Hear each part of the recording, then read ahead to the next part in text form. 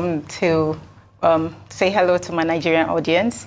And once again, it feels good to be back because I told them I was going to be back. Welcome back. Thank you so much. So it started with a dream where I wanted to create something different. And my team and I started talking about it. What do we want to do for the next AMVCA? So we thought about doing the 3D wearables. And then we had to resource for the fabric. We had to resource for the material. So I started with my Ghanaian designer. He's in the person of Yatel. So Yatel and I had to do a lot of research as in how do we come by the 3Ds. And we realized it wasn't produced in Ghana. So we did some findings in the US. It was going to take a longer time. Our best bet was China. It was affordable and it was going to be quicker due to the time that we have on our hands.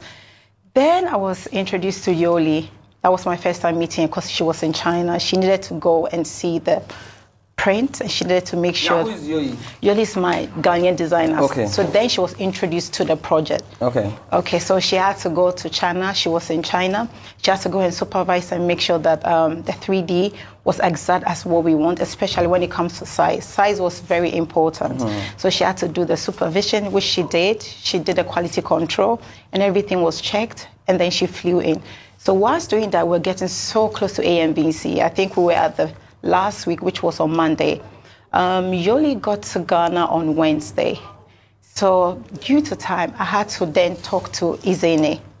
That's my Lagos. So Ezinne is the designer that you're having a controversy with? Yes. So I had to talk to her. And I had to explain to her what the situation was. There's Yatel and there's Yoli. And now I need an undersuit. So now you have two designers? Now I have two designers. You have the Chinese designer and your Ghanaian designer. Yes. Working in collaboration. Yes, I have two designers, my Ghanaian designer. Your Ghanaian designer. And then my two designers from Ghana. Okay. The Chinese are just the manufacturers. Okay, so you have two designers already on this project. On this project. Okay. So I spoke to Ezinne and I asked her about the body. Then she said she could provide it for me, and then she gave me her budget, which was 450K, which I was okay with it because I told her that I needed it so quick. So she had it done and sent it to me in Ghana. So she made the brown piece on the... Yes. Can we have a video of that, please? Yes, she did. So our audience can see what we're relating to. So she made the brown piece under the video, yes, under did. the dress? Yes, she did. Okay. And the reason was that Yoli was in China. Yoli was supposed to do it, but she wasn't there in time. I didn't have so much time. Sorry. So Yoli got in on Wednesday. So Thursday we did the dress rehearsals. And doing that, I called Ezinne on a live video, myself and Yoli, for her to see that the 3D is in and this is how we're going to arrange it. We counted them, we numbered them, where they were going to go on the left side, on the right side. We all agreed to what was happening. And that was it. So I made my way to Nigeria. That's on Friday. We got to the airport, myself with Yoli. Yoli didn't make it to my flight. That was the early morning flight. She had to come on the afternoon flight. So I got here, headed straight to the studios and got ready. So that was how come the whole world had to see Ezinne alone working on me because my designer was stuck way back in Ghana. Okay, but so basically what it is that she only made the underlay of the dress. Yes, she did. She did not actually, we can see the dress on the studio now. I was hoping that they would show the video of the part you were describing because that actually shows the dress that she actually made. Yes. So this video, this picture that we're looking at now, all these white patterns that we're seeing was not crafted by her. Not at all, not crafted by her. Okay, so now, but also, we also hear that you actually gave her credit or you actually tagged her. Yes. But she said that she wanted to be tagged for the whole creation. Is that what caused the whole controversy? Yes. And you now removed her? Yeah, because she asked me, and in front of my production team, my makeup artist, my hairstylist, whilst I was getting ready for the AMVC on that very day. So I decided, well, I had a conversation with her. Do you prefer to be tagged or you want to be paid out? The reason was that we've had so many hands already on this project, and I just needed two designers. So I just wanted to know where her stand was. Either she was with the team or she wanted to be paid out, which was absolutely okay with me. So when I asked her, she told me she was interested in the money. Oh, so she wasn't interested in being tagged? No, she wasn't. So why did she turn around and then now get upset that? Because it went viral. Okay, because it went viral. I think she didn't even know maybe who I was. I think so, yeah. Let me get back to, let me get to Chioma. Okay. Okay, you are a celebrity. Oh, well, at least you're quite popularly known and you're an influencer of sorts and people like to close you. So this collaboration between designers and celebrities, how feasible is it? Because some designers would argue, especially the upcoming ones, would argue that they're starting their career, they do not see the beneficial advantage financially to tagging people. So how feasible is it as a celebrity or an influencer to make collaborations with designers? I've never met an upcoming designer that wasn't interested in collaboration. They all want to collaborate because as a celebrity or an influencer, your social media audience is currency. And I can guarantee you that that currency is higher than actual cash. The most that you'll typically pay for a dress is, let's say, like 1 million, 2 million, 3 million if it's extremely extravagant. I've had designers come to me and tell me, Chioma, like, what are you doing? We need to collaborate on a fashion line because whenever you wear an outfit, I make at least 30, 40 million. And they know themselves. So those dresses cost 2, 3 million? They cost about 1 million, but 2 million, 3 million. How can actresses and celebrities afford that? I mean, it's on a regular basis. It's very expensive, which is why collaboration is key. Because imagine, okay, so you get invited to a premiere, you have AMVCA, you have this movie, that movie. So you can have 4 or 5 events in a week. So you can't spend 10 million on your outfits. How does that make sense? You have to do your hair, you have to do your makeup. It's very, very expensive, which is why celebrities collaborate. And honestly speaking, you actually benefit more if somebody tags you than if they pay you. Because if I pay you $1 million, that's it. That's all you're getting from that situation. But if I tag you, even if I can't pay you that $1 million or I don't pay you the $1 million, my entire audience is now, you know, privy to your work and they will pay. Okay, now that you said that, Larry, let's bring you in because you are a much more experienced designer. You've been in the industry for decades. And you have always built relationships with your clients. So this tagging or no tagging issue, how have you been able to grow your brand? What kind of relationships how have you been able to grow your brand from the level to the level where you're at now? What kind of collaborations do you have to do?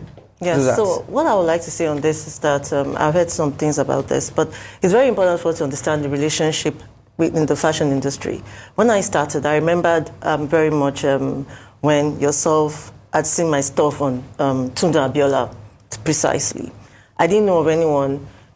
She approached Tunde and said, who made your dress? She said to her, Larry Dasoba, oh, I've heard this name from blackmail and some other people. I would like to call this lady. You won't believe it that from just that conversation, she came to my studio maybe about 2 days later, and the next thing I was on the Cannes Film Festival. She took pieces from me. You remember that? And from Cannes Film Festival, I went from that to the South Africa Fashion Week, to New York Fashion Week, to London Fashion Week, to so many. My clothes were sold worldwide. I went to exhibitions. I mean, I would tell you that. So definitely, what I'm trying to say is that at that time, there were no camera phones. So it was really the magazines that we looked at. And I built super relationships. There's something in the fashion industry, 70% of what you do is your character. The 30% is your creativity. Yeah. So your character speaks for you. Your relationship speaks for you. Your collaboration with people speaks for you. So in this position, I feel like it's an unspoken rule for me. It's not something I even discuss. I don't talk about it. I expect, it's a mutual respect. I expect that you tag me, and I'm also going to tag you back. So we don't even talk about it. I'll give it to Dominic, for instance. I remembered when we had a bit of social media stuff happening and people were taking pictures. We just came together. We spoke about, Rita, I'll dress you for some looks. And I said, Larry, I love your clothes. I'd like you to dress me. And that was how it started. So when you have a relationship with someone, it's not about, I hear you, Chioma, on the money part and all of that. But in some cases, some token could be paid. So the dress is 2 million. It's okay for you to have a relationship and Larry, you still get some mail, we talk about it, okay, I'll give you 500K, and the rest of it, I don't have that much money. I still have 7 more events this year. So let me pay you something. So it's a relationship. So I really think that is what pushes the brand. And obviously, it's very important your outfit is nice. If my outfit wasn't nice, she didn't know of me. This is 20 years ago. She just asked my name, and then from there, my name. So word of mouth is still very key, even till today. So that's my own take on it. I believe in the relationship. I believe in the collaboration. I believe in character. I believe in forming. And then, most importantly, creativity is key. You have to build the brand for people to be interested. Okay. Your story is not told until you win. Let me ask Nana, and actually, the same question goes to Chioma. What happens to the clothes after you've worn them once? I cannot but ask that. Because if you're going to spend 2 million, 3 million, sometimes even up to 4 million for these outfits, what happens? Do you collaborate with the designers? How do you get more mileage from it? Because it cannot just be a one-way only. So let me start with you, Nana, then we can move on to you, Chioma. Okay, so with me, it depends on the agreement I had with the designers. Some of them, you do return them. Some of them, you get to keep them. I think I am at the stage where I like to return them more because my house is so Exactly. packed. Your clothes are so elaborate. Yes. So but do you even wear them again after? No, we don't. So I do have a team where sometimes you have people coming to my DM, they reach out, or they're having a special event. Can they rent this, or can they even buy it off me? So yes, I have a team that they put this business aspect of my clothing. So I think sometimes there's a way to make a revenue out of it too, yeah. Okay. Okay, Chioma, let me ask you the same question. Are there times when maybe the designer will take the outfit back and maybe reinvent something new from the outfits, or sell it as good second-hand value? Have there been instances like that? So most times if I buy it, obviously I keep it. But if it's a collaboration, sometimes they let me keep it and sometimes they want it back. As Nana said, it's take it back because I have no space. But also that's why I started Chioma's Closet, to give me the opportunity to sell these clothes, because honestly, once I wear it once and it's on social media, I can't wear it again because people are like, that dress that you wore to. Yes. So you can't this wear it again. This one-time wonder thing. So I have to sell it, but it's good because I make a lot of money from. But another thing I want to ask, you also have, of course, like your issue that was so controversial, tag or pay. You also have people who will tell you, if I'm going to pay you, I'm not going to. If I'm going to tag you, I don't have to pay you. But there are also some that even if you pay them, you don't want them to post your picture on their page. Are you allowed to do that? Of course, because once you part with your funds, that's your intellectual property. So you have some celebrities who are very private, people like Genevieve. You don't see Genevieve's picture everywhere. A makeup artist can't do her makeup and start posting her pictures. You're not allowed to. So some celebrities will actually have you sign an NDA or something to basically let you know that you're not allowed to post their pictures or use their intellectual property. I feel like it's only in Nigeria where you can just makeup artists or photographers or hairstylists. Even I do it sometimes, I'm not going to lie.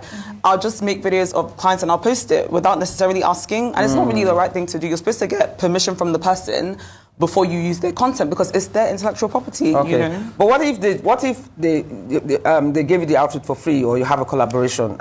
If it's free, you have to tag, because otherwise what would be the aside from you tagging them, can they also now post the pictures on their pages as well? Yes, because that's the whole point of the collaboration. The only time that they don't have such privileges is when you pay them full time. Once you part with your money, that you can't have that privilege. You're actually supposed to ask, and if the person's okay with it, then yes, you can post. And if they want to, once you pay, it becomes your choice whether you want to tag or not. Now that Lara, you were speaking about relationships, have there been instances where this privilege has been abused? Where you have people who have come to you time and time and time again and overused or abused the privilege that they have with you? Not true. You don't have to call names. No, I'm not going to call names. So to be very candid, you all know me quite well. Yeah, Nana, not yourself, but Miss Ruth, Chioma. You see, there will be some people like that. So you must find a diplomatic way to avoid such people. I don't have enough fabric right now. These looks are not really about ready. But for someone like myself, again, a lot of my clients actually, most of them are private clients and don't want this whole tagging situation, and they will say to me, Larry, please, no pictures. I'm not saying they don't want their pictures to be seen. Yeah, it's those of us that are out there that want it, and it's okay because it's public, So there's a lot of that. But those there's no one that will not get those kind of people once in a while. So it's how you manage that sort of situation that is very important. Because for me, it also helps because if people are not wearing the clothes, people don't get to see it. So I think the creativity is so key. And then it's how much you put into your work that people will get to see it. And this whole story of tag, no tag, what happens, not happen. When I got to hear a bit of the story, what I think is very important is to put enough into your craftsmanship to make sure that you get to the limelight, you put enough into the success of your brand. Your story can't be told until it's winning anyway. So focus on your crafts. Focus on what you are doing, because some of these people, some of the young ones today are more into maybe they are thinking, to dress celebrities. But once you're out there, the celebrity will tag you. She will tag you because you're already there and all of that. And once you're not tagged, there's something that I want to say. This can be seen as a joke. But for me, if it happens that the person doesn't tag me, for instance, I'm a young upcoming designer, I'll put the picture up. There is this thing called sponsored adverts. If you have 1 or 2 bloggers, let them put it up and make the story. You'll be surprised at the conversation that can come from that. And then people will be saying, but why didn't Choma tag Henrietta now? Look at this beautiful dress now. What for these celebrities? Before you know what's happening, you will now call Henrietta and say, Henrietta, sorry, it's a problem that happened because it will go viral. So it's a situation where it's a 50-50. Yes, Anything can happen. Because look at what happened with you. You did not think these things will become viral, right? So anything can happen, is what I'm trying to say. So as much as possible, please focus on the craft. So if I do a sponsored advert and everybody's talking about me, I'll just think to myself that she didn't tag me. No, but let me even ask you, speaking of that, so what's the update with this your issue now? Okay, so Is it true that you're suing her or she's suing you? Which one is it? I think this is just the beginning stages. It's just. But is there any suit going on between both of you? No, she's been sent a letter that she should come and apologize. So Is there a letter by your people? yeah, but yes, by my legal team based in Nigeria. That she should come and apologize. Yes, to you and they changed the narrative because that wasn't what exactly happened. She asked me to untag her. Oh, she actually asked you to untag her. Exactly. It's not that you tagged her on your own free will. No, that's not the narrative at all. You understand? No, you tagged her. I Then tagged she her. asked to be untagged. Untagged. Why did she ask to be untagged? She said, these were her clear words. She doesn't want to mess with my Ghanaian designers. But she didn't make the outfit. She only made mesh underneath it. So the narrative is totally wrong. And then there's this thing about our business people don't get. The moment you exchange your craft or your design for money, then you do not even own the intellectual property anymore. Okay. So even if I want to tag, if I don't want to tag, it's my prerogative. Like you said, it's also based on relationship. And in this situation, after every conversation we had that I wasn't going to tag her, I still tagged her. And then she demanded that I should untag her. So I didn't understand why she would come back to social media and then rally all this hate towards my brand. I didn't need that. I've been coming to the AMBC for the past 5 years, and I come and I leave peacefully. I've had good relationship here. I have team that have worked solid behind me. They believe in my brand and they have supported me. One of my biggest fan base is in Nigeria. That's why I keep on coming back, you understand? Maybe you should just move here. I've been telling her, move. Maybe you should move here for good. She actually gave me a space in her house today. Exactly, wonderful. But then again, talking about this tag or no tag issues, but when you wear designer clothes, when you wear international brands, you tag them. Yeah. So why can't you just tag our own local designers too? So personally, Because you pay full price for this international okay, brands, so don't you? there's 2 parts to this. Personally, I tag everyone, and I tag everyone because Whether or not you pay. Whether or not I pay, so even if I pay, even if I don't pay, I tag. And just because I want my audience, they always ask me, if I don't tag, I'll get 5,000 comments, where's your dress from, I have to tag. So I tag everyone anyway, regardless. Obviously, if I see someone that's young and upcoming and they're really good and their work speaks for itself, it's amazing, I will tag you because you deserve that platform to grow.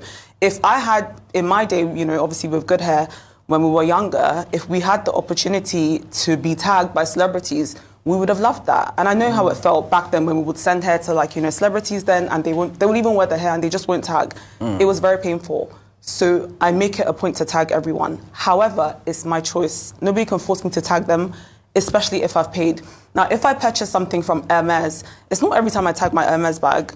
I can, if I want to. Big girls. And if I don't want to, I won't. Hermes cannot call me or send me a message via DM saying... Yeah, but you can't compare Hermes to the upgrowing designer hair. But also, they're established brands. They've paid their dues. They've gotten to a point where people now want to be affiliated. I want to tag Hermes. I want to tag Gucci. I want to tag LV because they're up there and they're brands that I want to be associated with. So someone who's just starting out can't expect every single person to tag them. Some people will feel like, let me pay for this particular, dress or whatever it is, and let me not tag because I don't have to. Okay. So, Larry, what last words do you have for young upcoming designers who are faced with this dilemma of tag or pay? What would you advise them to do moving forward? Moving forward, most importantly, I think they should focus on the craftsmanship. When you focus on what you do, that will lead to people getting to know your brand, which is how I started, and I just told my story here. So when people get to know who you are, they speak your